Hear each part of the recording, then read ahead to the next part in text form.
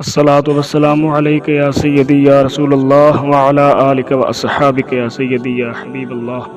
ایک عورت کا شوہر ہر وقت کسی نہ کسی مہمان کو گھر لے آتا اور اپنی بیوی سے کہتا ان کے لیے کھانے کا انتظام کرو۔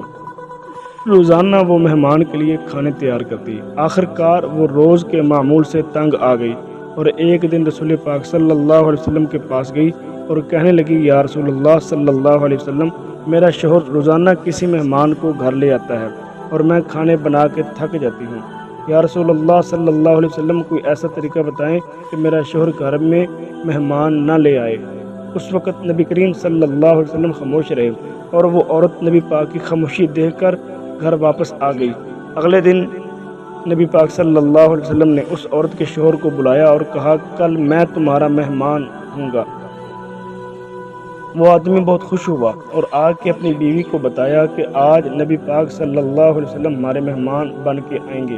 اس کی بیوی بہت خوش ہوئی اور جلدی سے اچھے اچھے کھانے بنانے لگی۔ جب نبی پاک صلی اللہ علیہ وسلم اس عورت کے گھر آئے تو نبی پاک نے اس کے شوہر سے کہا جب میں کھانا کھا کے واپس جانے لگوں تو اپنی بیوی سے کہنا میرے گھر سے نکلتے تک پیچھے دیکھتی رہے۔ اس کی بیوی نے ایسا ہی کیا۔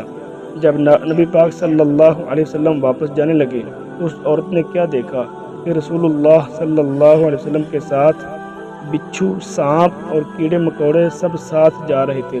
وہ یہ منظر دیکھ کر بے ہوش ہو گئی۔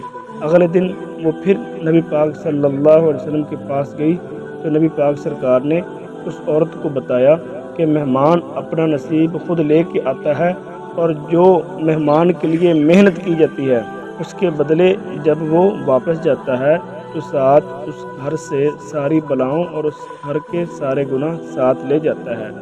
اس پوسٹ کا مقصد جو میری بہنیں مہمانوں سے پریشان ہوتی ہیں کیونکہ مہمان اپنا نصیب خود ساتھ لے کے آتے ہیں اور گناہ مصیبتیں ساتھ لے کر چلے جاتے ہیں،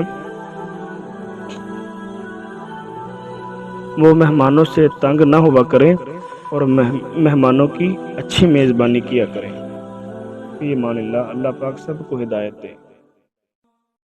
سامعین، اگر آپ کو میری یہ ویڈیو اچھی لگے تو میرے اس چینل کو لائک اور سبسکرائب لازمی کر دیں اور ساتھ گھنٹی کے بٹن کو بھی دبا دیں تاکہ میری ہر آنے والی ویڈیو آپ کو ملتی رہے۔